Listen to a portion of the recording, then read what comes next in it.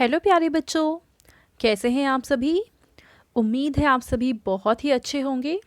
बच्चों, इस वीडियो में हम डिस्कस करेंगे कक्षा 5 की वर्कशीट नंबर 126 ए, जो कि 6 दिसंबर 2021 की वर्कशीट है और आज का विषय है बच्चों हिंदी। और आज हम पढ़ने वाले हैं हमारी हिंदी की किताब रिमझिम से पाठ एक माँ की बेबसी। तो बच्चों, सबसे पहले आप यहाँ अपना नाम लिखेंगे, यहाँ आप अपनी टीचर का नाम लिखेंगे और कक्षा 5 के सामने आप अपना सेक्शन ए, बी या फिर सी जो भी है वो लिख देंगे। ठीक है, तो चलिए इस वर्कशीट को हम शुरू करते हैं। प्यारे बच्चों, आशा करते हैं कि आप सभी स्वस्थ और खुश होंगे। प्यारे बच्चों, आपने कविता एक माँ की बेबसी पढ़ी। आइए आज हम इस कविता को ऊंची आवाज़ में बोलकर पढ़ते हैं और नीचे दिए गए प्रश्नों के उत्तर लिखते हैं। तो बच्चों, इस कविता का हमें एक भाग यहाँ पे दे रखा है, हम इसको पढ़ेंगे और फिर नीचे लिखे कुछ प्रश्नों के उत्तर लिखेंगे। ना जाने किस अदृश्य पड़ोस से निकलकर आता था वह खेलने हमारे साथ।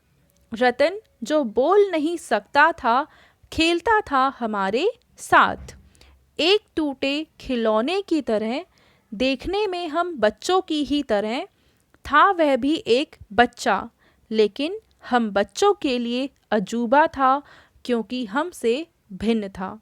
तो बच्चों, इस जो कविता है, इस कविता के कवि यानी इस कविता को लिखने वाले हैं कुंवर नारायण, और इस कविता के माध्यम से ये बता रहे हैं कि रतन नाम का एक लड़का है जो किसी अदृश्य पड़ोस से आता है, मतलब कि वो कहाँ रहता है इनको कोई आइडिया नहीं है, और ये खेलने के लिए आता है, इनके साथ खेलता भी है और एक टूटे खिलौनों की तरह ये देखता है। देखने में ये बाकी बच्चों की तरह ही एक बच्चा है, लेकिन ये बाकी सभी लोगों से भिन्न है और इसलिए ये बच्चों को एक अजूबा लगता है।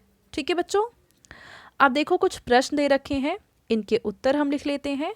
पहला प्रश्न है कि कविता का क्या नाम है, अपनी कॉपी में लिखिए। तो आप यहाँ पे लिखेंगे एक माँ की बेबसी। तो इस कविता का नाम है एक माँ की बेबसी। ठीक है बच्चों, दूसरा प्रश्न है कि यह कविता किसने लिखी है, उस कवि का नाम लिखिए। तो कवि का नाम क्या है? कुंवर, नाम बोलिए, कुंवर नारायण। ठीक है बच्चों, कवि का नाम है कुंवर नारायण। तीसरा प्रश्न है कि बच्चों के साथ खेलने के लिए रतन कहाँ से आता था। तो आप लिखेंगे अदृश्य पड़ोस से। कहाँ से आता था बच्चों? अदृश्य पड़ोस से। तो ये है पहला प्रश्न का उत्तर, ये है दूसरे प्रश्न का उत्तर और ये है तीसरे प्रश्न का उत्तर। देखिए आगे हमें चौथे प्रश्न में क्या पूछा हुआ है कि रतन दिखने में कैसा था। तो अभी हमने ऊपर पढ़ा है कि रतन दिखने में बाकी बच्चों की तरह ही एक बच्चा था। तो आप लिखेंगे बाकी, चलो दोबारा से लिख लेते हैं हम चौथे प्रश्न का उत्तर। आप लिखेंगे बाकी बच्चों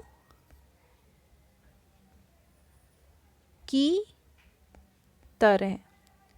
कैसा दिखता था रतन? तो वो बाकी बच्चों की तरह ही एक बच्चा दिखता था। ठीक है बच्चों, अब देखो पांचवें प्रश्न में हमसे पूछा है कि रतन दूसरे बच्चों से भिन्न क्यों था। तो पांचवें प्रश्न का आप उत्तर लिखेंगे क्योंकि रतन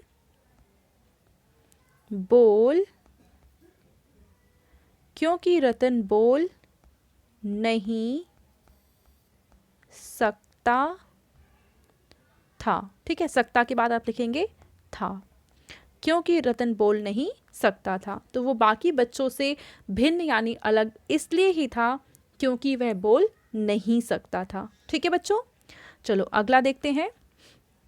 आगे हमें एक चित्र दे रखा है और ये पूछा हुआ है कि आपको सोचना है कि ये दोनों जानवर आपस में क्या बातें कर रहे हैं। इनकी बातचीत को आपको ज़ोर ज़ोर से बोलना है और फिर अपनी कॉपी में लिखना है। ठीक है बच्चों, तो चलिए देखते हैं कि इनकी आपस में क्या बातचीत हो रही है। तो बच्चों इस चित्र में शेर बोलता है, अरे वाह, आज तो मुझे बहुत ही स्वादिष्ट भोजन मिला है। तो ये दूसरा जानवर बोलता है, मुझे छोड़ दो, मैं तो बहुत ही बूढ़ा हो चुका हूँ। ठीक है बच्चों, चलो आगे देख लेते हैं।